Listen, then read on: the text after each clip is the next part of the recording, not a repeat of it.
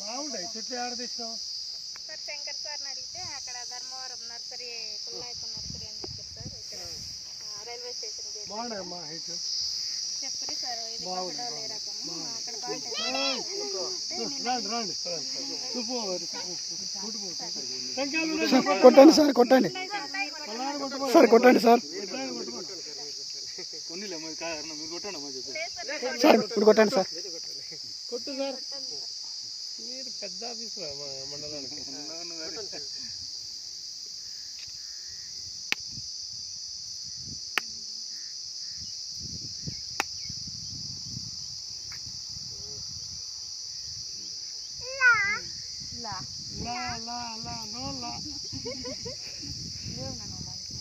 దాంట్లో లా లేదు.